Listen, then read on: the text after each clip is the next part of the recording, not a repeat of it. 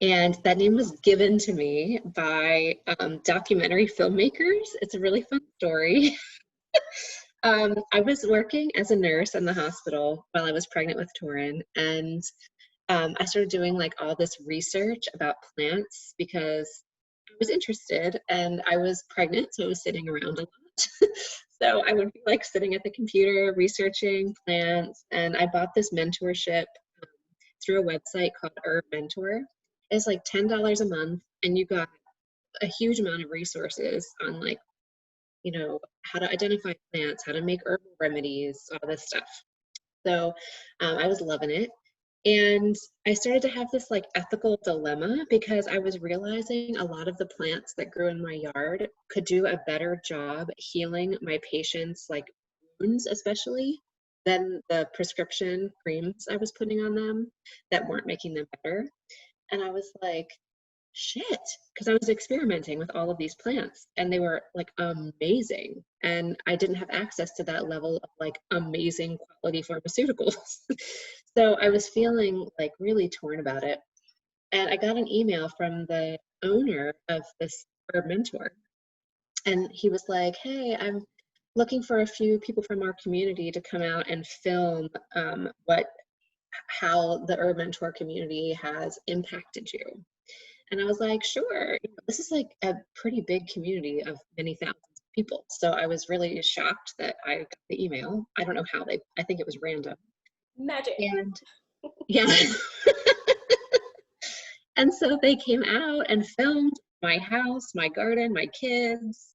Like they did this interview about how herbalism was changing my life and all this stuff. And they titled the clip The Rebel Herbalist, because I talked about how it felt so like rebellious to go outside of traditional healthcare because I'm a registered nurse, and how like I wanted to tell my patients about the plantain growing in their yard and all this stuff. So that's how the name happened. After I had Torin, he'll be 5 in October. I never went back to healthcare. I've been building my business as a nurse and a spiritual director. Um, since he was born. So it's kind of the story, the business part. That's so funny. Because it's like it's such a perfect name for you. Like Yeah. it couldn't have even like I know. I couldn't have thought of it myself. Like it was just, and my girlfriend Eleanor, she's like, Erin, they named your business with that clip. Like you have to use that name. Like, oh my gosh, like I'm not that rebellious. She's like, seriously, you have to use the name. And she designed my logo for me. I think like committing me to the name because she loved it so much. she's like, no backsies, it's now a thing. That's right.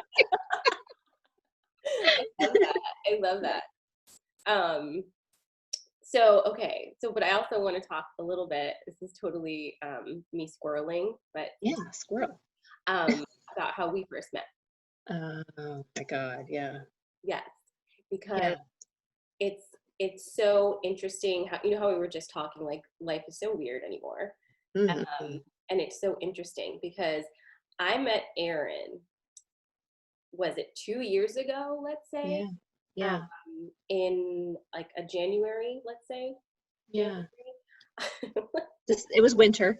It was winter, and it was the year that I like moved into the schoolhouse, and it was one of my first events with Carrie, Mm-hmm. and I met Erin there. So I met Erin at the point in my life at that time when everything was about to just go. Mm-hmm. And and I remember connecting with you. I remember being like, oh, she's so cool. And then my life went woo, woo, woo, woo, out we go.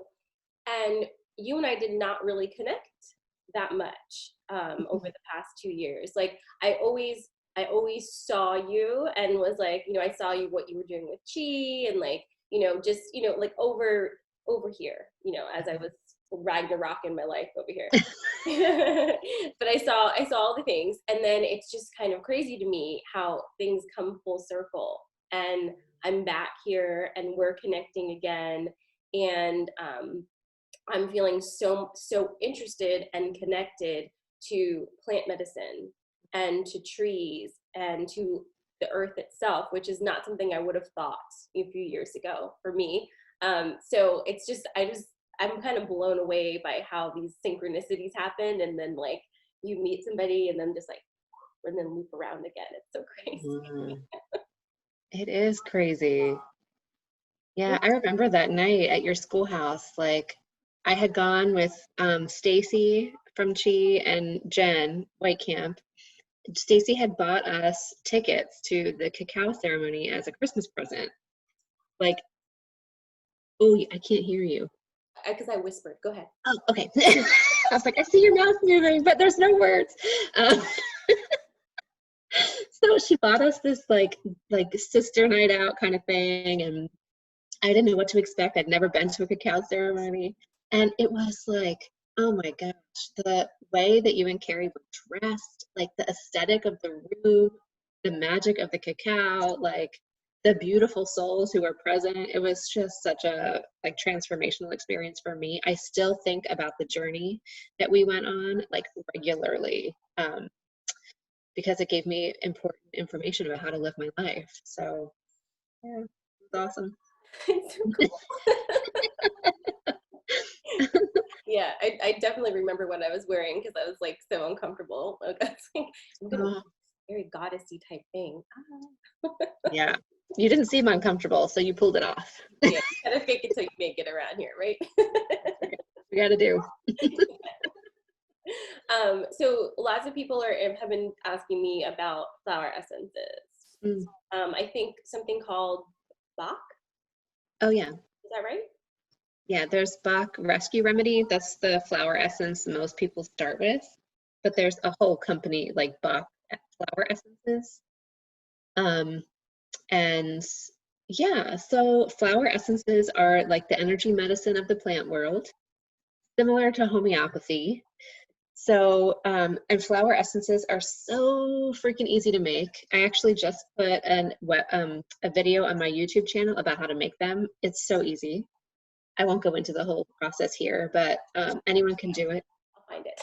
Yeah, it's on my YouTube. So yeah, so when we use flower essences, we're basically ingesting the energetic fingerprint of that plant spirit. And the flower is the fullest expression of that plant's energy. So they are working all season long to produce the flower because in the flower, the fruit becomes possible. So when we use the flower and infuse water with that flower's essence, we are bringing that like fullest expression of the plant and the hope for the fruit into our energetic being.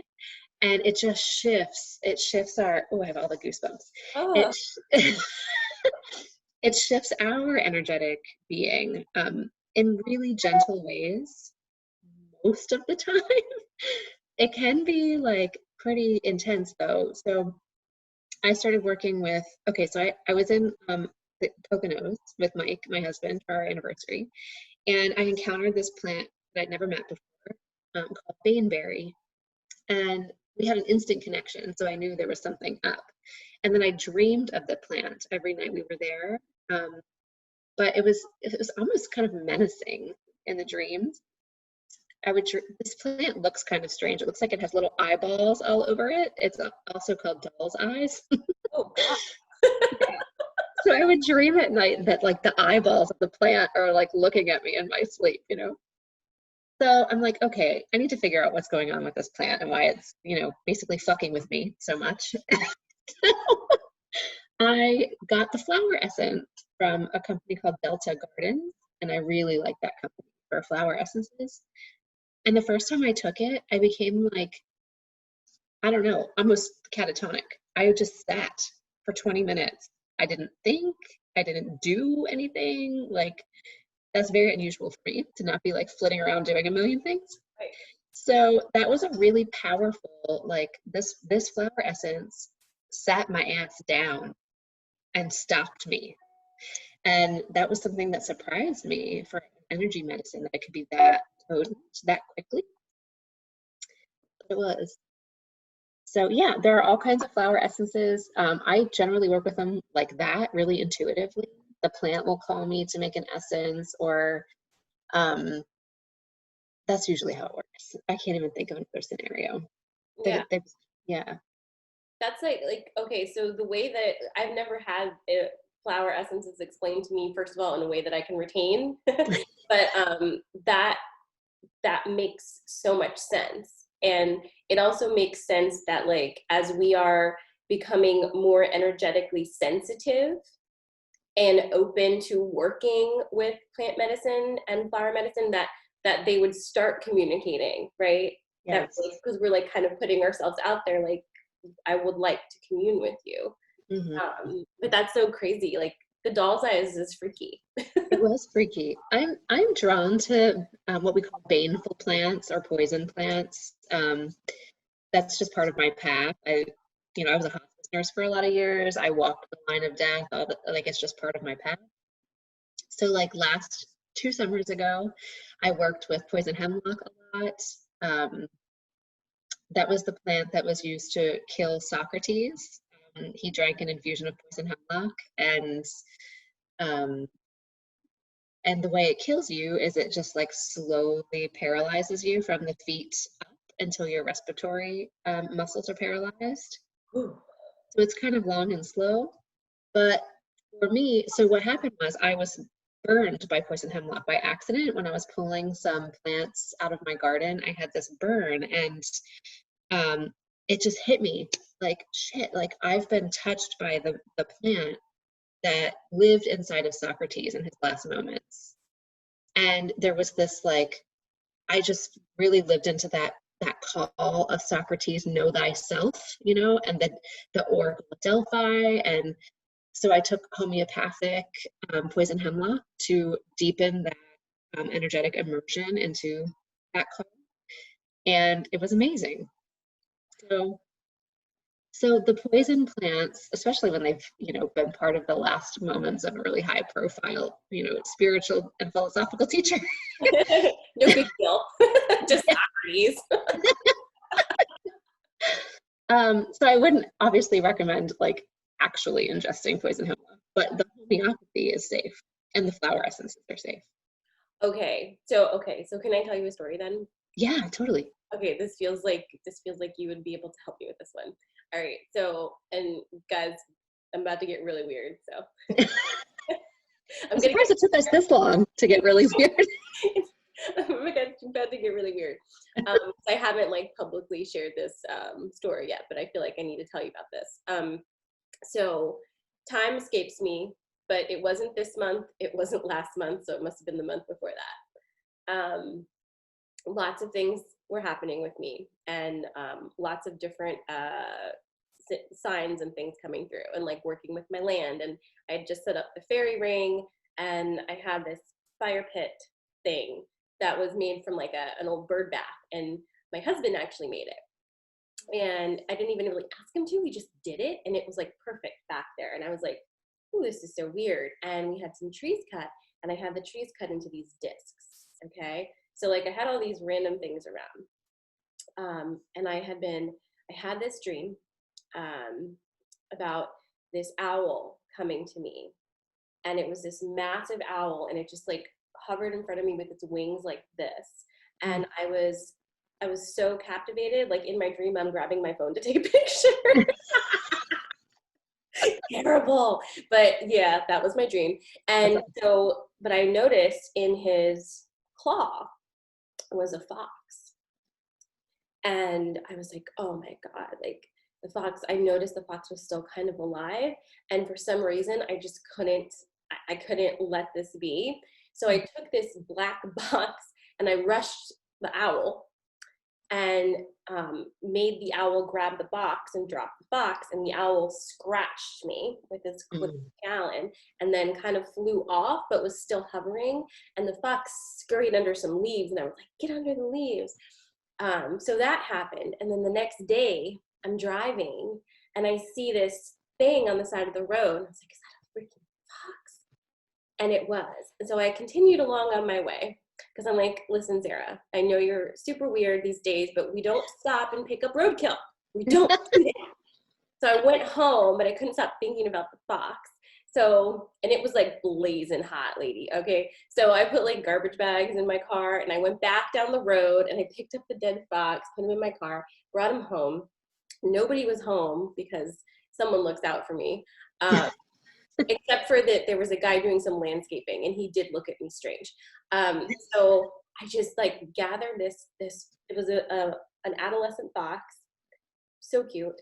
Gathered him, put him in my wagon, grabbed all this random shit that I didn't even know what I was doing, and trucked myself to the back of the property to my altar where I put him on the altar, and it was like this sacrificial thing, like honoring his death, and like I lit fire to him and burned him with all of these offerings. And I've never done anything like that before, and I'm terrible at fire making. But somehow I made a fire so blazing hot with no chemicals that fox burned to cinder. Like, Wow. his bones disintegrated. And I sat there and I watched him burn the whole time. And I saw his soul swirling above the altar. And I was just like, what has just happened? And then I got up, and when you walk into the fairy ring, there's all these like bushes, and there's honeysuckle in there, and they smell really good.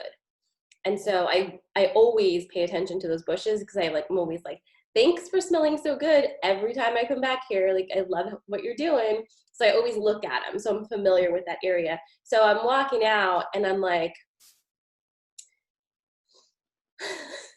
and I look and there's this flower that I've never seen before. And we were running up on a full moon for sure. And I look at this flower and like, I've never connected with a plant before. Like, a plant had never spoken to me, but it like, we were looking at each other and it was like, come over here. And I was like, okay. This like little purple flower. And I was like, you're so pretty. And it wanted to be part of my full moon ritual. And so I said, okay. So I grabbed it and made note to myself to text Erica Jo later to see if she knew what the hell this plant was, right? And I had to prevent myself from putting it in my mouth because for some reason I just want to eat it because it's so cute. So I put it in my little dish, go back in, just trying to get back into like taking care of my children after I just burned a fox, just low key over there. And so I finally texted her. I'm like, do you know what this is? And she was like, yeah, don't eat it because it's belladonna. And I was like, oh. She's like, that's very poisonous. Poisonous.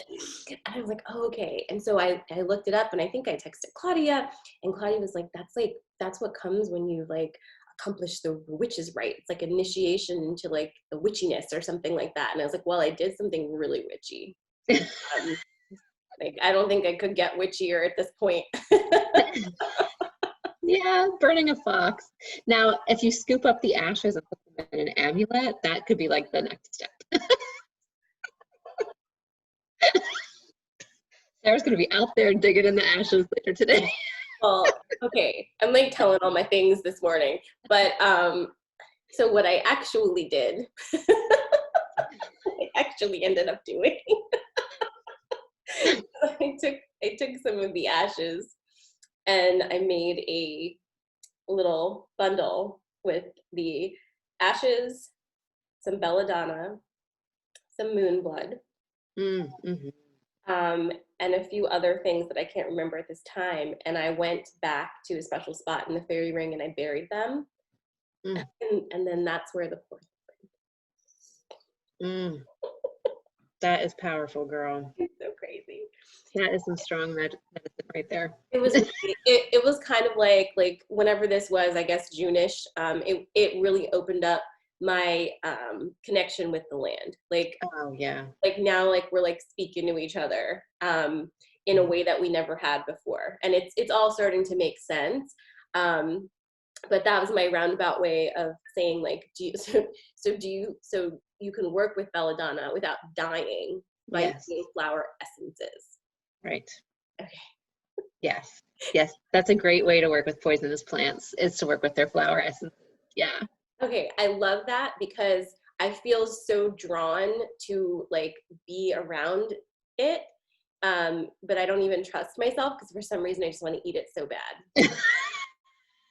So bad. Like, what is that? It's like when you go up to like a high building and there's a balcony and you're like, should I jump? Oh yeah, that rebellious, like I just want to do the thing I'm not supposed to do. That's my thing lately too, actually. It's like, don't tell me what to do. Yeah, Do what I I can relate to that. but it's like it won't be fun if then I'm not here anymore to do things.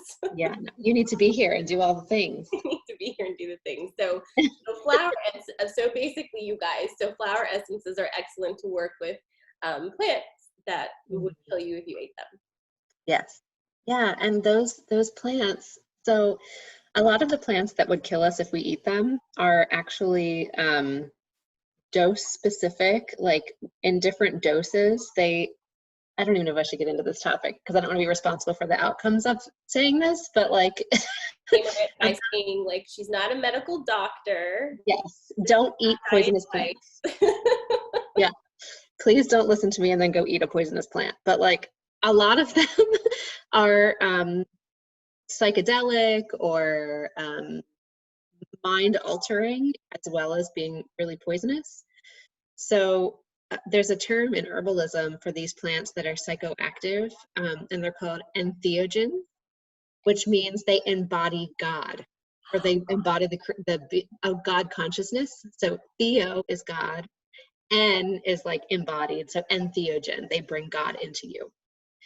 So the beautiful thing about that is if you take the right dose, so like ayahuasca, if you take too much ayahuasca, you're probably not going to do too well. If you take too much psilocybin, it's toxic. If you take, these fungus and plants that are mind altering, too much of them, you are poisoned. The right dose, you have an experience of God. So there's there's an herbalist who he's like pretty amazing. His name's Stephen Buhner, and he wrote a book about how entheogens, they actually do the same thing for the land they grow on as they do in the human body. So um, if you are having, these psychoactive plants growing around you, especially after you start engaging the land, then the land is actually opening to the mind of God, right? Goosebumps. So if you're doing things that are attracting, belladonna or other psychoactive plants, then yeah, that's why I think that's partially why there's all this lore about, witches and plants and um, if a plant grows in a certain spot, a witch has done this thing there or whatever. Like there is this real energetic connection between shifting consciousness and the plant's role. Oh my So God, you just like blew my freaking mind. one of my favorite things to do is blow people's minds. I know, I love it. Cool. Okay, so let's talk a little bit about the what do you call it? Psychedelic mushrooms and all the stuff like that. Because um, so for me, like growing up, I never did any of the things, and I had like a lot of judgment um, in kind of integrated into my system about anyone who did anything, right? So moving into my my mid to late 30s when I'm like, woo, now I'm woo, Sarah, like we burn boxes now. So I'm opening up to things, right? Mm-hmm. And so the mushrooms have been coming through through Peony, and she's Mm-hmm. been talking about them. And it's this really fascinating thing where um, so much of our consciousness is trapped in the grid, right? In this like man-made grid, and we're just like plugged in the matrix, right? We're plugged in, and a lot of the dis-ease and a lot of the chemical imbalances in our brains is due to the fact that we're plugged into something that's really killing us, right? It's draining us, and it's also what do you call that? It's ostracizing people who don't fit and saying they're crazy, and then giving them an environment that makes it impossible for them to not be crazy, because there's no way they could fit in, right? Back in like the day before all of this was a thing, these would have been your shamans. These would have been your medicine people. This would have been the person who lives on the top of the fucking mountain, and you go up there when you need help with something, and they're just like up there communing with with the thunder and the lightning, you know. And that was revered. And to all of this is like, I think I'm channeling right now, actually. Me too. I have goosebumps. Yeah, like, thanks, Beanie. All of this is really psychologically disturbing for the person who has been a shaman in past lives and is used to being honored and revered for their otherness and ability to commune directly with God's source, and to then be like kind of shoved in basements, put in psychiatric wards, dumbed down with drugs, numbed up with drugs. Like it's an incredible disrespect to their souls that is it's bad. And so the mushroom magic is kind of coming through, and in small doses is helping people to kind of like disengage from that matrix, and to kind of soften and to see things from different perspectives, and to balance out a little bit, and just like be able to feel the energy around them, and to feel things are shifting, and to let go of the things they need to hold on to, you know. And also, but this, I don't know, this shaman thing with the disrespect is coming in really strong, because it's feeling like the people that we ostracize the most and say are the most crazy and the most not fitting into society, not pulling their weight in society. You know, these are like the, you know, the gods in disguise that have been here to help us all along, and we've just like shit on them all this time and thought we were better. And you know, now we're kind of trying to turn that corner where we realize we're all connected, and we're all family, and we need to take care of each other. So it's like, it feels like this plant medicine is really coming through to bring us back together, right? Yes. And that's so specific to mushrooms, because you know, a mushroom, most of its biomass is invisible to us. It's underground in these like little silver threads. So if you pull up your soil and you see what looks like cobwebs through the soil, that's the biomass of the mushroom. They're called mycorrhizal networks, or mycelium. So the little tiny mushroom that you see is actually just the fruiting body. That's the sex organ of the fungus. It's like huge, and it's connected to all the other fungus, and it's connected to every other plant and every tree. And it actually shuttles nutrients between trees to help sick ones survive. And so like the fungus is interconnectivity. Like that's what it is. It is the consciousness of a place. It holds yeah. And so for the fungus, the mushrooms to be coming through now, it's literally reconnecting us to a different matrix. Oh. Not this, right? It's reconnecting us to the consciousness of the planet. And so whether that's microdosing psilocybin, or whether that's taking lion's mane tincture, or eating reishi with your stir fry, like however we bring the medicine of the mushrooms into our bodies, we're aligning then with that energetic imprint. Yeah. So that feels like a whopper, Erin. Like it feels like I was expressing something and you were able to come through and like be like, and here is how. Like it's like a thought, but it's actually like a real actual thing. Like it's literally a web that is connecting us.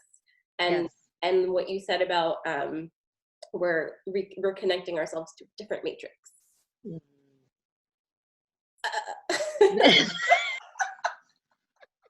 And the shamans, I love what you're saying about how we have pathologized shamanism, like we've made it an illness instead of something to revere. Um, because they were the ones, like you said, communing with thunder and lightning. Like they were able to hold the cosmic matrix and the earth matrix together in the channel of their body.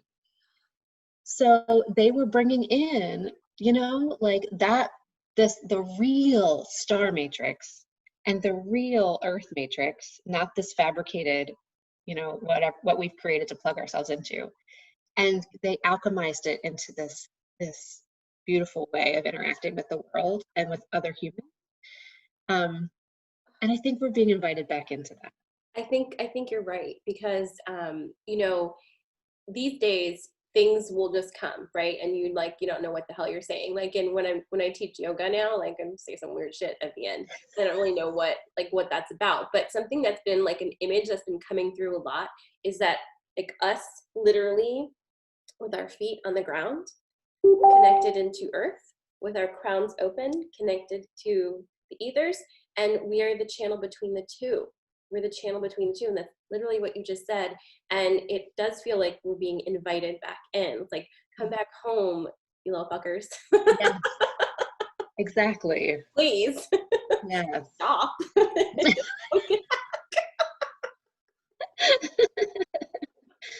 Yeah. And I think that this has all happened. So it seems to me like humans have taken on this delegation of like, we're going to do an experiment and we're going to see how far we can stretch the web of life without breaking it. Like, let's see how far away from life we can get and how isolated and how other and how separate before it breaks. And here we are, and the web is shaking, and we're like, ooh, is this far enough? Can we take it another inch? Ooh, is this far? And then a bunch of us are like, okay, we've got to be ready to bring humans back now that this experiment is wrapping up and we've seen how far we can take it. Like, how do we reweave then? How do we reintegrate into all of life? And how do we make reparations for all the damage we've done in our experiment? So yeah, I feel like all of us who are being called to be sort of like the immune system of the earth and the keepers of what was that card I pulled for you, the guardian of magic. um, Guardian of magic. You did pull. yeah, Oof. yeah, it's like all of us who are being called in those ways. I feel like we're making the way back. Hmm. Yeah, Remembering the things yeah, and just getting our minds blown every day. every day. Every blessed day. It's like Yeah, what the heck, Erin? oh Oh, my gosh. but it does make so much sense. And something I've been noticing is like how many people are just waking up to their intuition lately. Like just so many people. And it's been amazing like to realize like to finally realize like where like my role is, like what am I Mhm. doing here, like how am I to help with this. And it's something I've been wanting to talk about, and maybe we're talking about it now, is in this spiritual community how we pull our ego out so we can actually find our mission, right? Because there's still vestiges, and maybe more than vestiges, of that lack mentality of like, and of that like guru mindset of like, I want to be the one to bring in them information and I'm the biggest one. So just Mm. me. And what it feels like for me lately is like I'm sitting down with these like people who come in and are like mind-blowingly full of magic, like with abilities that are like not yet like realized by them, but that are so much bigger than like what I feel I'm capable of. But that doesn't make me feel like like I can't touch this. It makes me feel like they came here so I can be like, yes, and then they can go. Like, I Mm. don't feel like I'm here to hold you for a long time.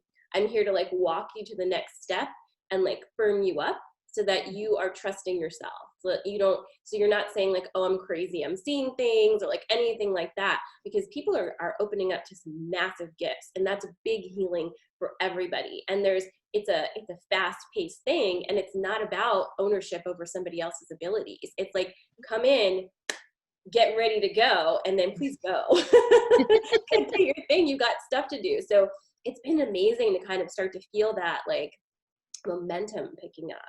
Have you been feeling that Mhm. too? Like people just like really getting into it and opening up to Oh, stuff. yeah. Oh, Yeah, and one of the things I've loved so much is watching people use my work as a door. And I think that's kind of what you're experiencing too. Like they come in through the door of whatever they see in me that they think is helpful. And then that it's almost like that opens the door to their own inner temple. And then they're like, oh my gosh, I'm having these dreams. I'm working with this plant now. Like, blah, blah, blah, blah, blah. You know, they get the high and the excitement too. But it was like I didn't do anything. I'm like, I just told you I like this plant. I think you might like it too. And but that isn't that how it is, right? It's yeah, like it's little things. And I think back just over life, my life generally, like the things that have made the biggest impact on me and have caused pivots in my life were not always like a big thing. It sometimes it's just a simple something some random person says to you, yes, that it just stays in there, and like it makes you remember yourself a little bit. And I feel yes, like those are the angels that kind of step in just to be like, hey you, like, stop it. Remember yeah. yourself. That's it. Remember yourself. Yeah. Yeah. And it's like it's that feeling like everybody is magic. Everybody is magic. It's not like there's, 5 people out of 50 that are magical beings. Like, no, there everybody is magic. And that's the whole point. We're all, even unconsciously, putting our energy and magic into this current matrix. That's why it's working. Yes. The more like, and you can see it breaking down because more of us are pulling our energy out and pulling our energy back in. And Hmm. that's how it's powered, by our energy. But like teaching us how that we're not connected to all the things around us was basically teaching us how not to use our magic, right? Because if we're Yes. separate from the planet we're on, Mm. then we don't know how to use our magic to connect with the planet, and somebody else is like, usually, not usually, literally eating our energy and putting it into a machine to keep us imprisoned by it.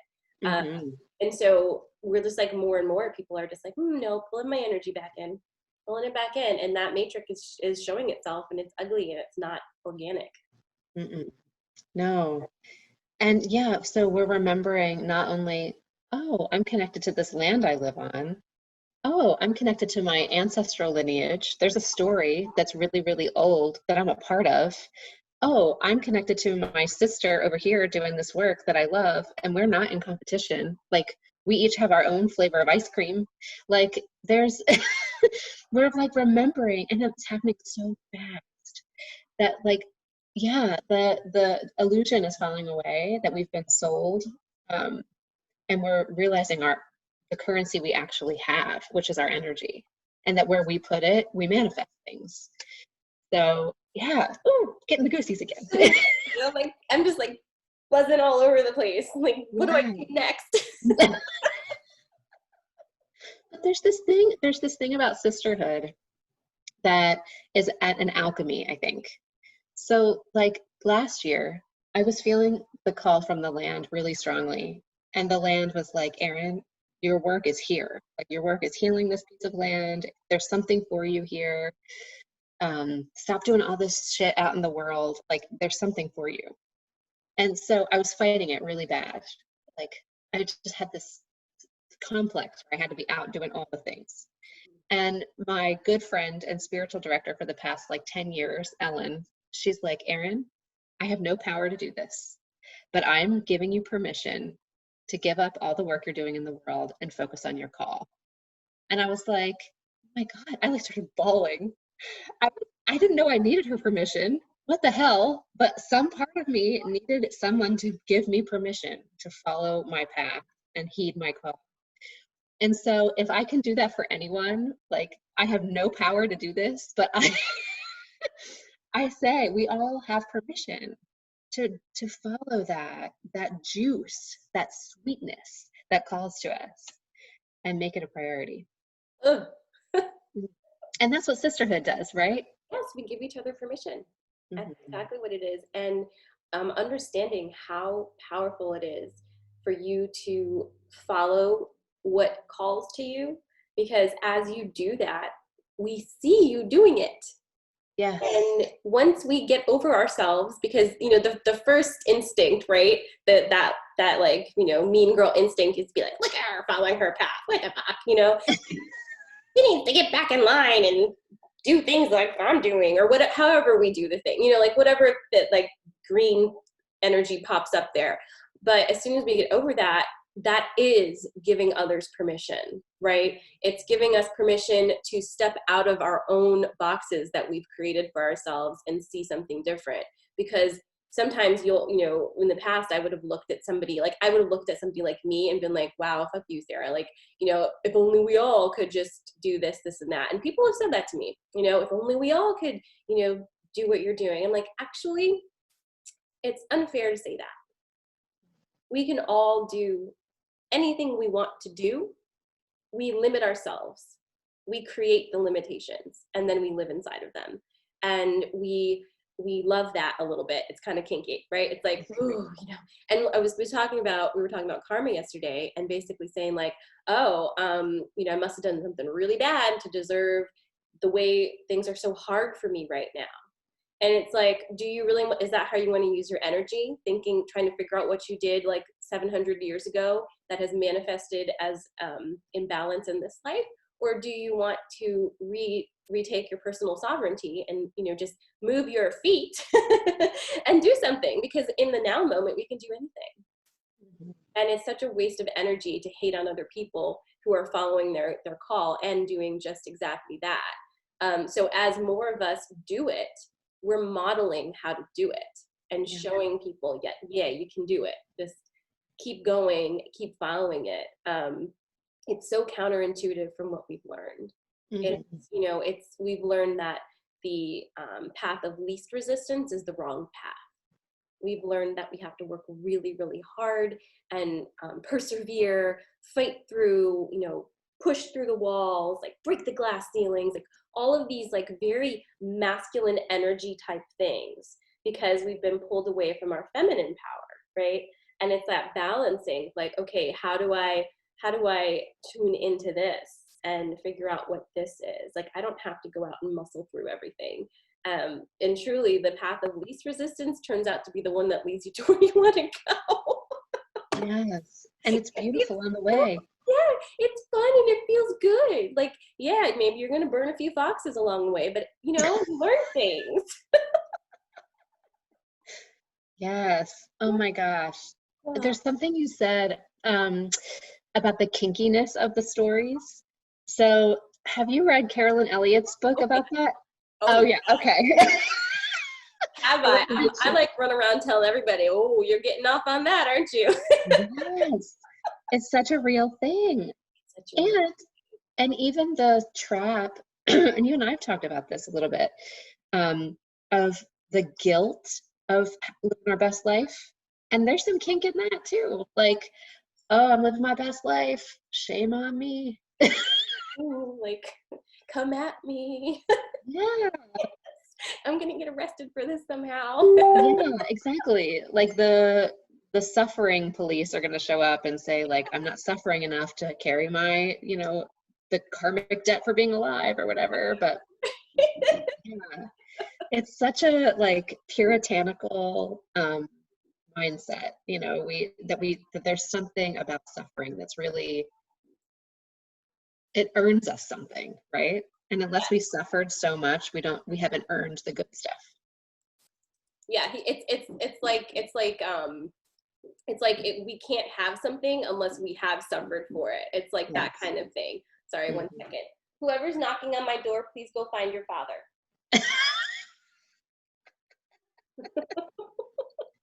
I'm surprised that hasn't happened here yet. It could any minute. Like, no. But just in case, and you guys watching don't know what we're talking about, it's a book called Existential Kink.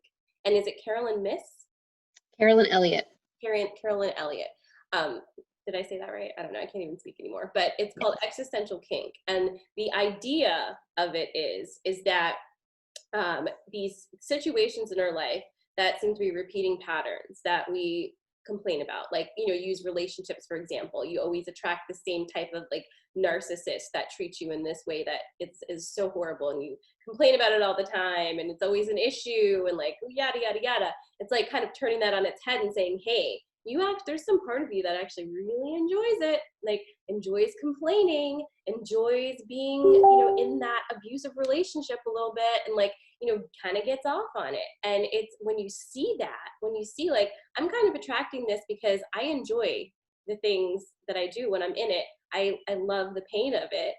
It takes away that mystique, and it takes away the sexiness after a while, because you're like, oh, okay. And that has helped me a lot in my relationships, because I was seeing how I'd be complaining about all of this stuff, but like turns out I enjoy a little bit of drama. Mm-hmm. I like it. And the thing for me was like figuring out, okay, how do I have some of this drama in a way that doesn't actually destroy my life, right? Like that is not like preventing me from following my true path. That's not hurting people. It's just like, how do I have what I want, but like also not be ridiculous, So still working on it, Erin. Well, you're like, that's the secret though, is once we see it, then the glamour is gone. The like illusion is gone. Like, shit, I'm choosing this. You can't be a victim anymore. Like, because you're getting something out of it. Yes. Yeah. I think it's really hard. This is a hard conversation to have with people sometimes, because if you've been in hardship for a really, really long time, the last thing that you're willing to accept is that you've made choices that have brought some of this to you. And it's uncomfortable to talk about, like, especially like for me, like to talk about with somebody, right? Because it's like, who am I to point this out to you? But it's something, if you come to it yourself and start to see that, you can start adjusting it. But it's hard, because part of this matrix that has been created, right, was built to take away our personal responsibility for what's happening in our lives. So we're giving away that responsibility of saying, like, there's a cause and effect to everything. That's like the whole church mentality, right? It's like, don't worry about it. We'll give you a recipe that will make sure that at the end of this life, you go where you need to go.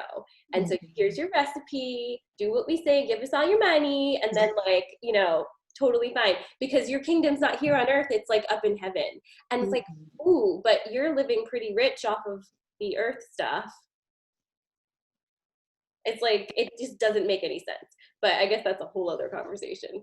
A really important one. Ooh, I see a little head. Yeah. It just happened. It's perfect timing, right? But it's just interesting, like how all of this kind of connects together, and it's like taking back your personal responsibility and knowing that you are the one who can be in control of all of these things. It's just epic, and it's big, but it's also so freeing once you really lean into it, because then you can make changes, and stuff is happening so fast now. Oh my gosh. Yeah. Anything. Everything is happening so fast. We're clearing lifetimes of conditioning and generations of trauma, and it's a lot of work, and it's bringing in something that's going to be a huge shift for humanity. I think it's really important. And I think it's important for us to remember that we're not alone in this work. Sorry, my dog's like snorting and just waking up, so just ignore her noises. We're literally not alone. There's a dog and a child behind me. But like, as we're doing this work, to know that the plants and the trees and the stones, like, they have been alongside humanity during our evolution since the beginning. Like, they're older than us. They know our story. They know our hangups. They know where we're going. And they are leaning in. They really want to be part of this next chapter for us too. So that's a beautiful wrap up to this, and a good thing to remember. somebody was talking to me the other day about water Mhm. and how water remembers everything and holds the memories of everything from time immemorial, right? And we cleanse ourselves in water, and we clear our energy in water, we restore ourselves in water. And doesn't it make sense that we would do that? Because when we are in that water, we are being remembered. Mhm. You know, all parts of us our cells are being remembered and welcomed home. And it's the same thing with the trees and the rocks and the land. Like, we are not alone, we're part of all of these things, and they do remember us. And Mhm. now it's time we remember them back. Yes. Reestablish that relationship that never went away for them. They've just watched us stumbling around like sleepwalkers, but they never stopped being a relationship to us. So, Bridget is asking the process of getting the essence from a flower. So, Erin, send me your links. Okay. And guys, I'm going to post in the Restoration Facebook group all of Erin's information so you can look at her stuff. She has a robust online shop and all kinds of information on her website, and a YouTube about getting the essence from a flower. So we will do that. Okay. Awesome. So, yay. This was so amazing. Thank you so much for being here today. Mm-hmm. Thank you. It was so fun. These conversations are just like, I know. Yeah, the alchemy of sisterhood. It's good stuff. yay. I Mhm. love you, Erin. I love you too, Sarah. Mwah. Thank you. Thank you. I'm stopping this right now.